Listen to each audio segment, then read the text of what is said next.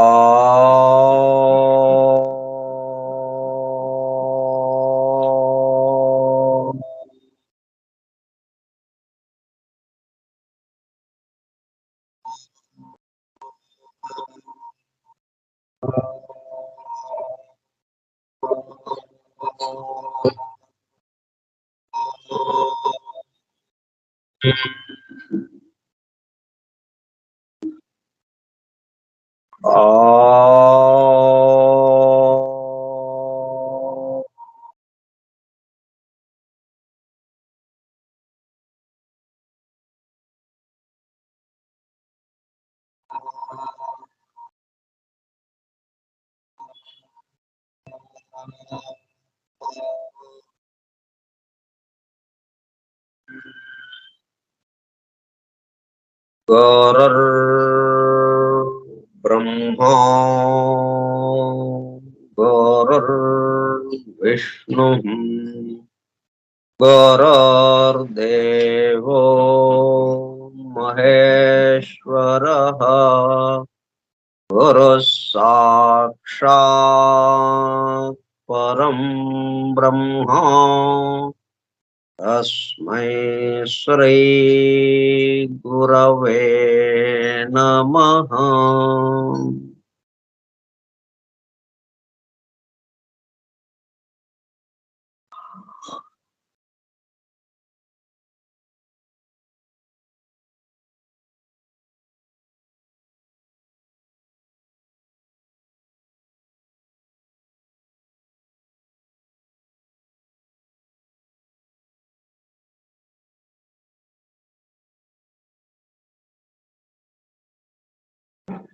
Vasudeva, hallelujah.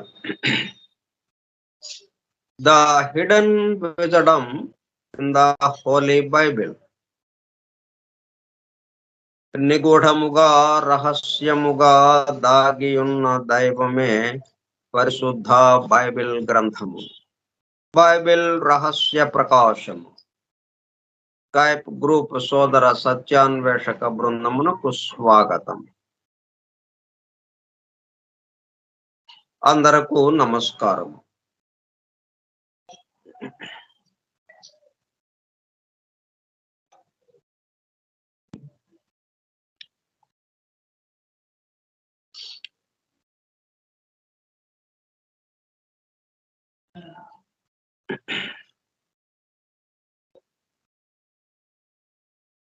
నువ్వు ఏదైనా కానీ ఎదురుగా ఒకటి కనిపిస్తూ ఉంది, మనకి తెలుస్తూ ఉంటుంది. అయితే అక్కడతో ఆగిపోకుండా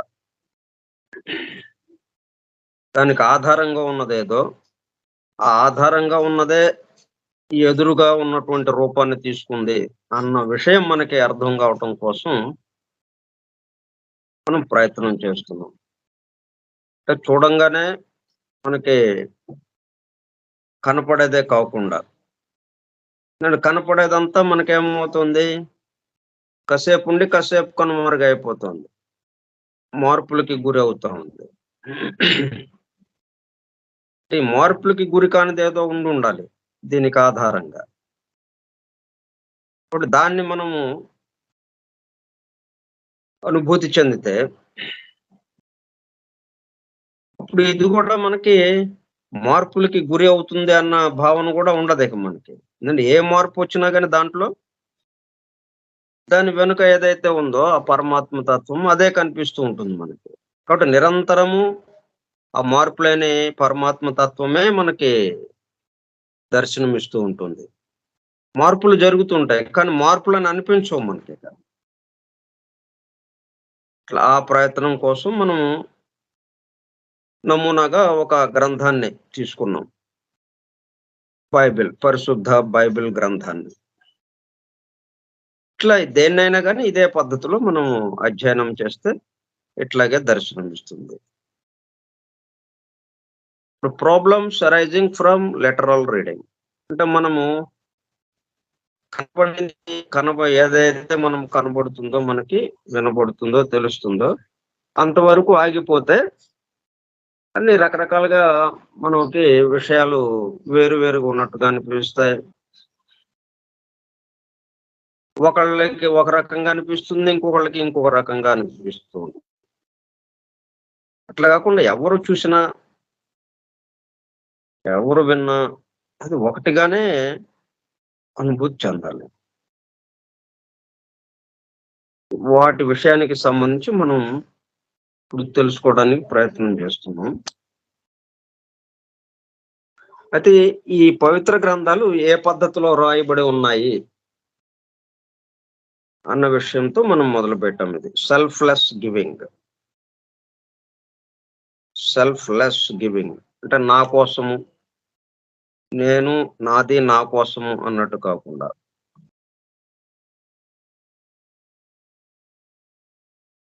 మొత్తానికి సంబంధించింది ఏదైతే ఉందో దానికోసము అన్నట్టుగా మనం చేస్తే పనులు చేస్తుంటే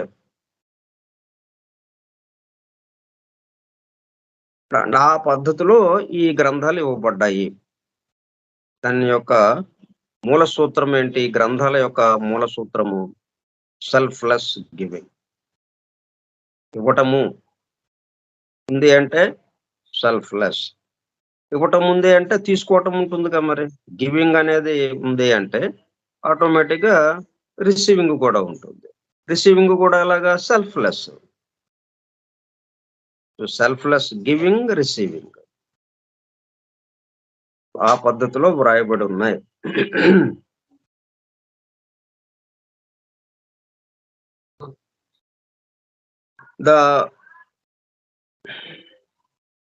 In relating the incident of the withered fig tree, మనం ఇప్పుడు జీసస్ వెళుతూ ఉండగా ఆయనకి ఆకలి వేసింది, పండు కావాలనుకున్నాడు. అంజూరపు చెట్టుని చూసి పండు కావాలని అడిగితే పండు ఇవ్వలేదు. దాంతో దాన్ని శపించాడు.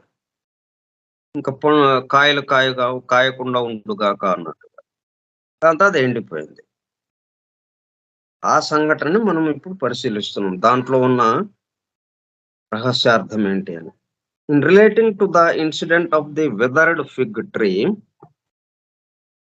ఎండిపోయినటువంటి అంజూరపు చెట్టుకి సంబంధించి the author of the gospel according to Saint Matthew, Mattayi సువార్తలో మనకు అందింపబడింది. ఎనౌన్సియేటెడ్ దిస్ లా, ఎనౌన్సియేటెడ్ అంటే ఈ లాని ఏది? సెల్ఫ్ గివింగ్, సెల్ఫ్లెస్ గివింగ్, అలాగే సెల్ఫ్ ఎంప్టీయింగ్. దీని గురించి మనము చెప్పుకుంటున్నాము. ఈ ధర్మాలు ఉన్నాయి. ఆ ధర్మాల ఆధారంగా ఈ పవిత్ర గ్రంథము వ్రాయబడి ఉంది. ఆ ధర్మాల ఆధారంగానే దైవము గాని దైవం నుంచి వచ్చిన వాళ్ళు గాని ఎవరైనా ఆ ధర్మం ఆధారంగానే నడుస్తున్నారు. ఆ విషయాన్ని ఈ సంఘటన ద్వారా మనకి స్పష్టంగా తెలుస్తుంది అని మత్తయి సువార్తలో మనకి తెలియజేస్తున్నారు. Enunciated this law in the form of a story describing an action of the Lord of love which brought about a cessation of life of a fruitless tree. మత్తయి సువార్తలో 21వ అధ్యాయంలో ఈ విషయాన్ని మనకి వివరించారు.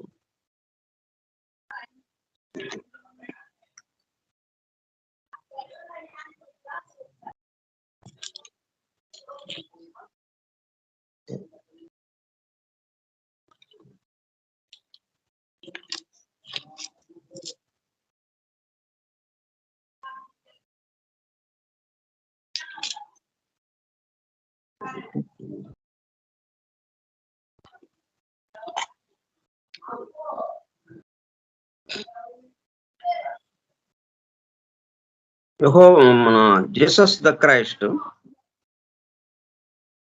ఒక ఊరు నుంచి ఇంకొక ఊరికి వెళుతూ ఉండగా ఒక చోట బస చేశారు. పట్టణం నుండి బయలుదేరి బేతనియకు వెళ్ళి అక్కడ బస చేశాను. ఉదయం ముందు పట్టణమునకు మరలా వెళ్ళుచుండగా ఆయన ఆకలిగొనెను.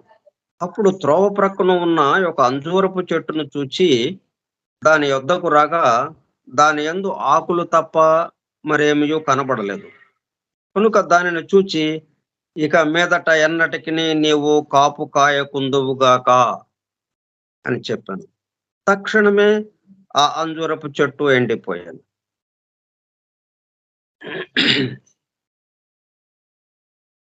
Cessation of life of a fruitless tree. మొత్తం నిలుపుదల అయిపోయింది దానికి.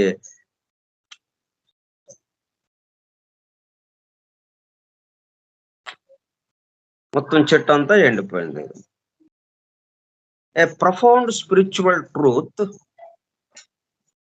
ఇప్పుడు ఈ సంఘటన ద్వారా మనకేం తెలుస్తుంది? A profound spiritual truth of the greatest significance to every neophyte of every age who seeks to discover the straight gate and enter upon the narrow way is portrayed by means of a miniature drama, an allegory concealing the all-important law that life is not lost but fulfilled by renunciation. ఎండిపోయింది, ఇంకా ఏముంది, ఇక ప్రాణం లేదు, జీవం లేదు, జీవము లేదు అని అనుకోవటానికి కాదు. ఇది లా that life is not lost, ఆ జీవము బట్ ఫుల్ఫిల్డ్ బై రెనౌన్సియేషన్.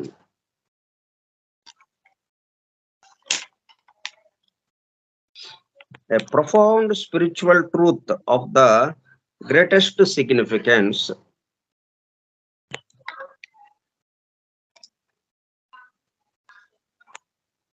ఒక గంభీరమైనటువంటి గూఢమైనటువంటి ఒక భావం, అర్థం దీంట్లో కలిగి ఉంది అన్నమాట. ఈ సంఘటనలో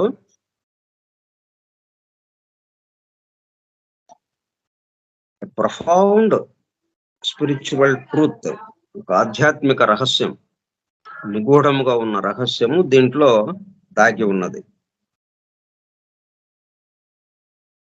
ఏంటది? ఇది గ్రేటెస్ట్ సిగ్నిఫికెన్స్. ఇది చాలా ముఖ్యమైన విషయం కూడా. ఎవరికి? To every నియోఫైట్. నియోఫైట్ అంటే సాధకుడు, అంటే దైవాన్ని చేరాలి అని, దైవానుభూతి పొందాలి అని ప్రయత్నం చేసే వాళ్ళు ఎవరైతే ఉన్నారో ఆ సాధకుడు ఆఫ్ ఎవ్రీ ఏజ్, ఎప్పుడైనా కానీ ఎక్కడైనా కానీ ఈ విధంగా సాధన మొదలు పెట్టిన వాళ్ళని కొత్తగా ఈ సాధనలోకి వచ్చి, ఇటువంటి భావంలోకి వచ్చి, అంటే నిత్య జీవితంలో ఉన్నటువంటి ఈ భౌతిక జీవితానికి, ఈ స్థూల జగత్తులో ఉన్నటువంటి ఈ జీవితంలో ఉన్న కష్ట నష్టాలకి సరైన సమాధానం దొరక్క ఇది ఏమిటి అనే ప్రశ్నిస్తూ ఈ మొత్తానికి ఆధారంగా ఎవరున్నారని తెలుసుకోవడానికి బయలుదేరినటువంటి ఒక సాధకుడిని మనం నియోఫైట్ అంటాం.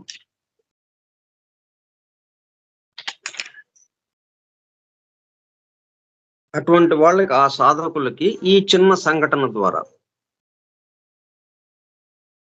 ఎంతో నిగూఢమైనటువంటి విషయం దీంట్లో దాగి ఉన్నది. వాళ్ళు తెలుసుకోవాల్సిన విషయం. Who seeks to discover the straight gate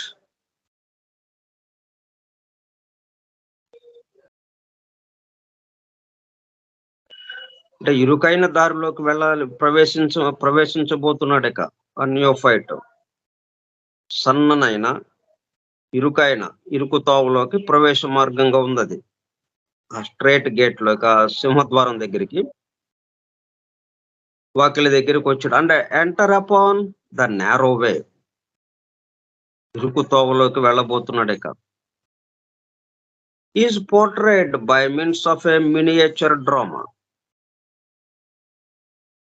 ఈ విషయం ద్వారా, ఈ సంఘటన ద్వారా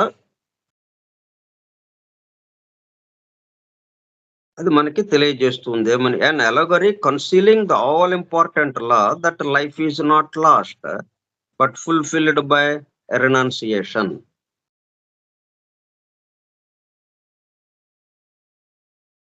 త్యజించటము అనేది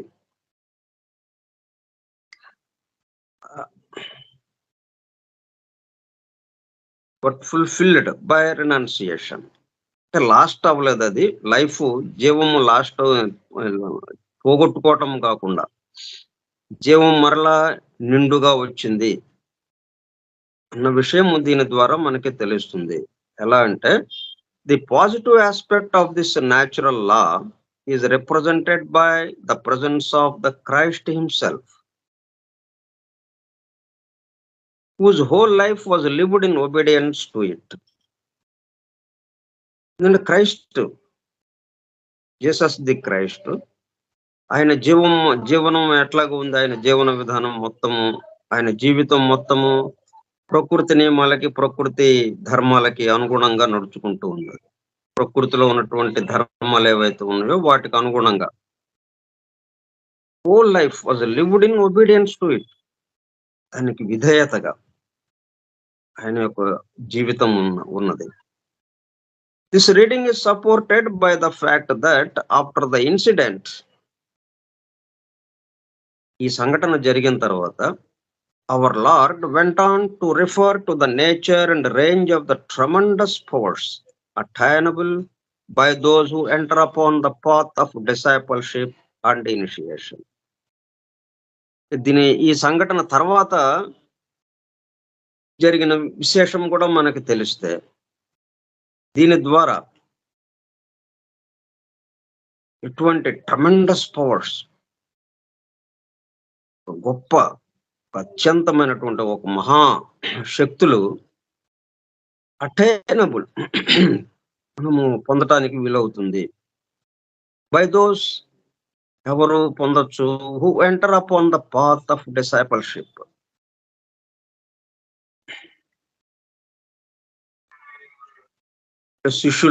శిష్యులుగా చేరేవాళ్ళు, ఉపదేశ దీక్ష ద్వారా శిష్యులుగా చేరేవాళ్ళు, వాళ్ళకి ఈ శక్తులు అందింపబడతాయి. శిష్యులుగా చేరటం అంటే, డిసైపుల్షిప్ అంటే శరణాగతి, సంపూర్ణ శరణాగతి. ఆ శరణాగతి చెందినప్పుడు జీసస్ ద క్రైస్ట్ ఎందుకు అట్లాగా వచ్చింది? ఆ సంపూర్ణ శరణాగతి, దానివల్ల ఆ శక్తులు ఆయనకి అందింపబడ్డాయి. ఇప్పుడు ఈయన ఏం చెప్తున్నాడు? Jesus answered and said unto them, మత్తయి సువార్తలోనే తర్వాత, ఈ సంఘటన జరిగిన తర్వాత ఇట్లాగా అంజూరపు చెట్టు వెంటనే ఎండిపోయింది. ఇక మీదట ఎన్నటికి నీవు కాపు కాయకుందువుగాక అని చెప్పను. తక్షణమే ఆ అంజూరపు చెట్టు ఎండిపోయాను. శిష్యులు అది చూచి ఆశ్చర్యపడి, అంజూరపు చెట్టు ఎంత త్వరగా ఎండిపోయాను అని చెప్పుకునేది. అందుకు యేసు, మీరు విశ్వాసము కలిగి సందేహంపకుండిన ఎడల ఈ అంజూరపు చెట్టుకు జరిగిన దానిని చేయటం మాత్రమే కాదు,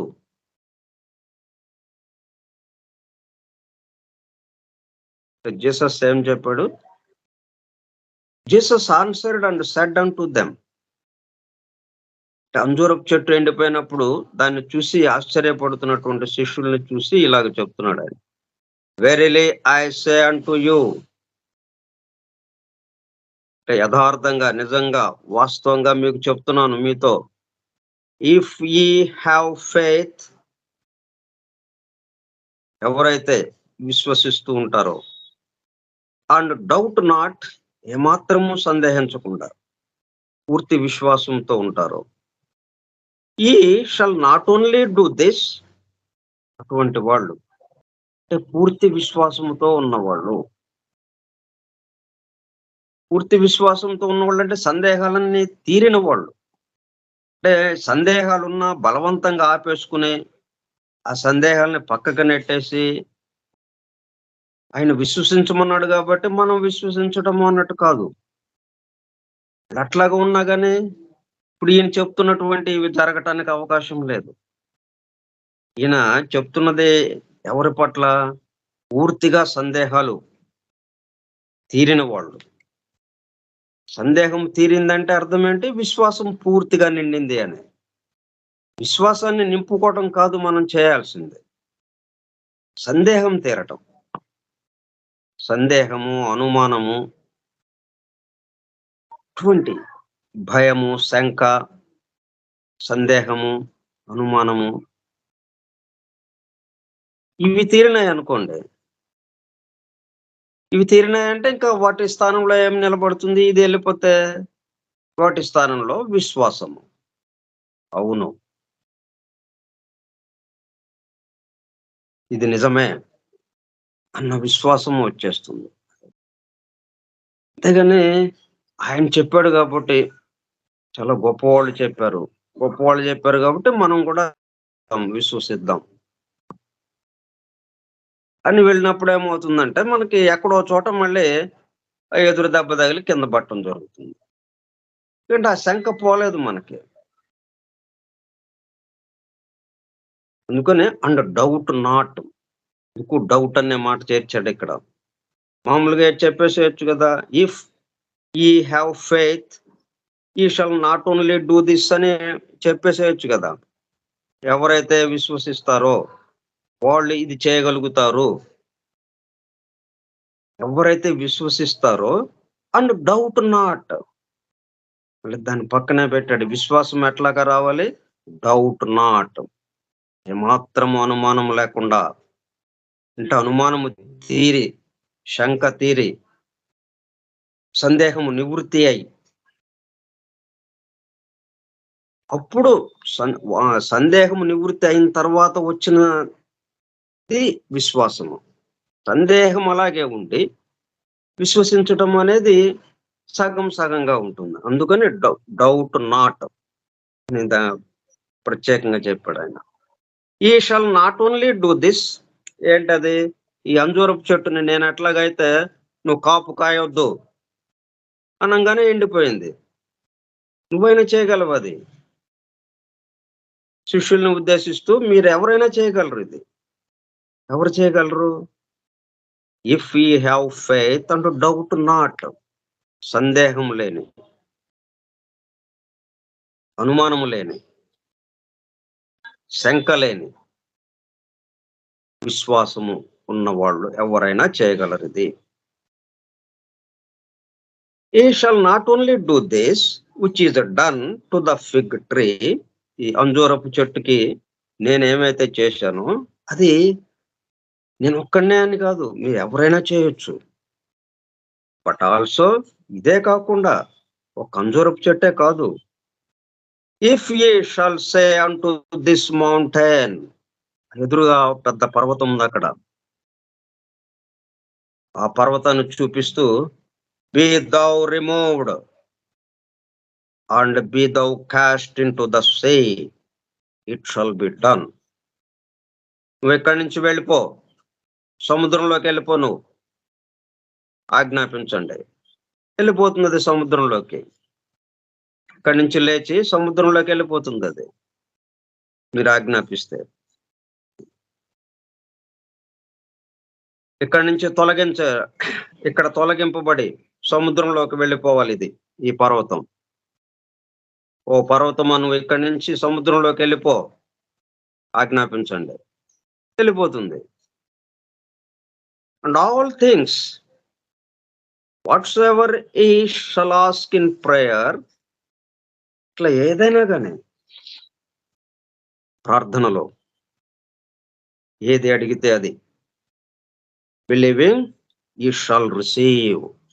నమ్మండి, తప్పకుండా వాళ్ళు దాన్ని పొందుతారు. ప్రార్థనలో ఏదైతే అడుగుతున్నారో అది తప్పకుండా పొందుతారు వాళ్ళు. తప్పకుండా జరుగుతాయి. Watts ever ye shall ask in prayer. ఏది అడిగితే అది ఇవ్వటానికి సిద్ధంగా ఆ దైవం ఉన్నాడు. ఎప్పుడు ఇదంతా జరుగుతుంది? డౌట్ నాట్, ఏమాత్రము సందేహం లేకుండా. అంటే సందేహ నివృత్తి చేసుకోవాలి ముందు మనం. సందేహం లేకుండా అంటే సందేహాలన్నిటినీ పక్కనకు తోసేసేసి, వాటిని నొక్కేసేసి, వాటిని దాచిపెట్టేసి మనము ఫెయిత్, విశ్వాసము, నమ్మకము పెడితే అట్లాగా రాదు అది. సందేహము స్థానంలో ఫెయిత్ రావాలి. సందేహం పూర్తిగా నివృత్తి అయిపోయి, అంటే పోవలసినయే గాని రావటం ఉండదు ఇక్కడ. ఇప్పుడు అదేంటండి సృష్టిలో విచిత్రమైన విషయం, మనం అనేకత్వంలో ఉన్నాం. అంటే లేని అనేకత్వం వచ్చింది ఇప్పుడు ఇక్కడ. ఉన్నదేమో ఏకత్వం కదా, అనేకత్వం వచ్చింది మనకి. ఇది లేదు. వాస్తవంగా అనేకత్వం లేదు. ఏదైనా కానీ ఆయన యొక్క ఆయనే ఆ రూపాన్ని తీసుకున్నాడు తప్పితే ఇంకొకటి ఎవరు లేరు ఇక్కడ. కానీ మనకి అనేకత్వం అనిపిస్తోంది. లేనిది అనిపిస్తోంది ఇక్కడ మనకి. కాబట్టి మనం ఏం చేయాలి? దాన్ని పోగొట్టుకోవటమే. ఆ లేనిది ఏదైతే ఉందో, లేనిది ఉన్నట్టుగా ఏదైతే అనిపిస్తూ ఉందో అది కాదు అని తీసేయడమే గాని తెచ్చుకునేదేమి లేదు. ఉన్నది ఉన్నదే ఉంది, అక్కడ ఉంది. ఆ ఏకత్వం అన్నది ఒకడే ఇన్ని రూపాలుగా ఉన్నాడన్నది అక్కడ అలాగ ఉన్నది అది. అది కొత్తగా తెచ్చుకోవాల్సిందేముంది మనం? మనం చేయవలసింది ఉన్నది పోగొట్టుకోవటం. ఉన్నది తీసేస్తే అంటే మనం అనుకుంటున్నది. మనం ఈ అనేకత్వ భావంలో ఉండి, ఈ దేహానికి పరిమితమై ఈ స్థూల జగత్తులో ఇక్కడ ఉండి మనం ఏదైతే అనుకుంటున్నామో దాన్ని పోగొట్టుకోవటం, అంతకంటే అది తీసేసేయటమే. అది తీసేస్తే దాని స్థానంలో ఏమవుతుంది? ఉన్నది ఏదైతే ఉందో అది ఆల్రెడీ అక్కడ ఉన్నదే. మనము ఇట్లా అనుకుంటున్నప్పుడు అలాగే ఉంది అది. అనేకము అనుకున్నప్పుడు అది ఏకమే ఉంది అక్కడ. మనం అనేకము కాదండి, ఏకమేనండి అన్నప్పుడు ఏకమే అక్కడ ఉంది. నువ్వు కొత్తగా తీసుకొచ్చింది ఏం లేదు అక్కడికి. నువ్వు కొత్తగా తీసుకొచ్చేది ఇక్కడ ఏమీ లేదు. మనం ఏదైతే పొరపాటు పడి అనుకుంటున్నామో దాన్ని సరిదిద్దుకోవటం అంతే ఇక్కడ. కాబట్టి శంక, అనుమానము వీటిని ఎప్పుడైతే నివృత్తి చేసుకున్నామో, అంటే ఈ అనేకత్వాన్ని ఎప్పుడైతే నివృత్తి అయిపోయిందో, ఇంకున్నది ఏకమే. ఇంక ఉన్నది విశ్వాసమే. మనం ప్రత్యేకంగా విశ్వాసము తీసుకొని ఆ విశ్వాసము విశ్వసించాలంట మనం కదండి. ఆ విశ్వాసాన్ని తెచ్చుకుని ఆ విశ్వాసంతో మనం ఉందాము, నమ్మకముతో ఉందాము అని ఏమి అక్కర్లేదు. అది అప్రయత్నంగా వచ్చేది అక్కడ. అంతకుముందు ఎందుకు లేదు ఆ విశ్వాసము? అనుమానం ఉండటం వల్ల, సందేహంగా ఉండటం వల్ల. కాబట్టి doubt not. And all things whatsoever ye shall ask in prayer. మీరు ఏదైనా అడగండి. Believing he shall receive. ధాటిగా చెప్పాడు అనమాట. ఇప్పుడు ఇట్లాగా నేను ఒక్కడనే ఈ మహిమలు చేసేది, మీరు ఇంకెవ్వరు లేరు ఈ భూమి మీద మహిమలు చేసేవాళ్ళని కాదు ఇక్కడ. మీరైనా చేయగలరు.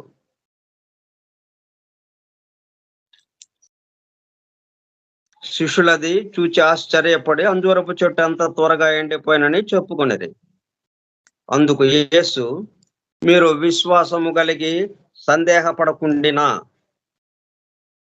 మీరు విశ్వాసము కలిగి సందేహపడకుండిన ఎడల ఈ అంజూరపు చెట్టునకు జరిగిన దానిని చేయుట మాత్రమే కాదు, ఈ కొండను చూచి నీవు ఎత్తబడి సముద్రంలో పడవేయబడుదువుగాక అని చెప్పిన ఎడల అలాగూ జరుగునని మీతో నిశ్చయముగా చెప్పుచున్నాను. మరియు మీరు ప్రార్థన చేయునప్పుడు వేటిని అడుగుదురో అవి దొరుకునవని నమ్మిన ఎడల మీరు వాటినన్నిటినీ పొందుదురని వారితో చెప్పాను. అంటే శంక, మనము ప్రార్థించేటప్పుడు జరుగుతుందో లేదో, అయినా ప్రార్థిద్దాం. మరి ఇంకంతకన్నా వేరే మార్గం లేదు మనకు, వేరే గత్యంతరం లేదు ఇక. ఆయన్ని ప్రార్థించడం తప్పితే జరిగినా జరగకపోయినా జరుగుతుందంతే అన్నట్టుగా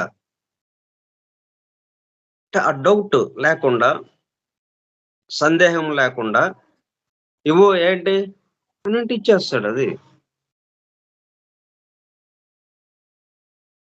మీరు ప్రార్థన చేయనప్పుడు వేటిని అడుగుదురో అవి దొరికినవని నమ్మిన యెడల మీరు వాటినన్నిటినీ పొందుదురు అని వారితో చెప్పాను.